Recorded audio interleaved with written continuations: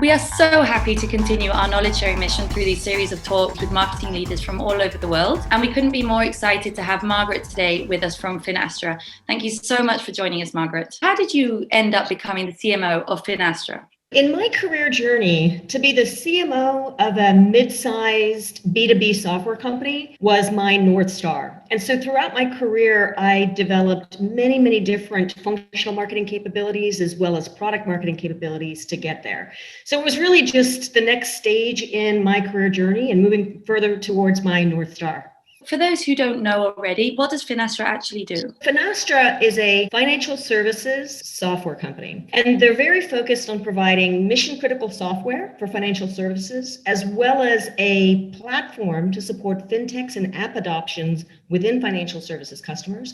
And then, of course, marketplaces, which help to solve business and financial issues between industries and banks. What's one career advice that you've received as a marketing leader that's been particularly valuable to you? The best career advice that I got is that marketing is a team sport. Really successful marketing organizations work hand in hand with their sales organizations. Like a marketing plan is not successful unless sales is in it to win it as well. And a sales plan is never as successful as it could be unless marketing is in it to win it as well.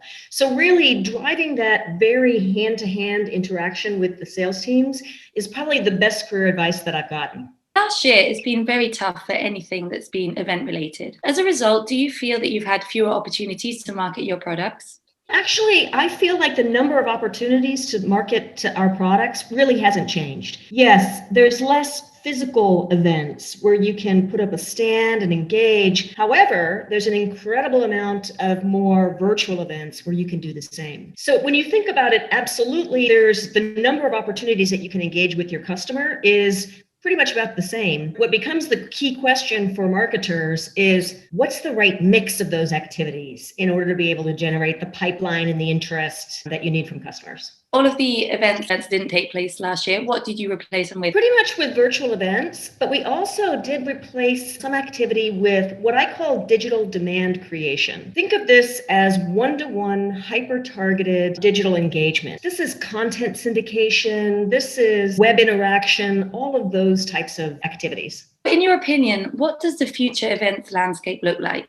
I do believe that going forward, you'll have hybrid models where virtual events will still be a large part of the mix, as well as physical events. It has to do with cultural acceptance. About 2 years ago, I ran marketing for Asia. And one of the phenomenons that really kind of piqued my interest is that in China, the webinar platform was probably the single highest lead and opportunity detection vehicle. And it's because in China, the webinar platform was culturally accepted. And so a long time ago, I thought, well, why can't we do that everywhere else in the world? I mean, let's do a webinar. But, culturally, people in Europe and in the US, they weren't ready for webinars. Now with COVID, basically, we've culturally adapted to that. So I do believe firmly that webinars will be a continued vehicle in the marketing mix for sure. What are you most excited about for 2021? For 2021, what I'm most excited about is, first of all, probably getting a little bit of physical events back into the mix. Not near as much as we've all done historically, because the other journey that all B2B marketing leaders are on is increasing their digital mix. So that'll be my big priority for 2021 is making sure that I'm going along the same pace and increasing the digital engagement that I can get with our customers. Does Finastra already have anything exciting planned for 2021?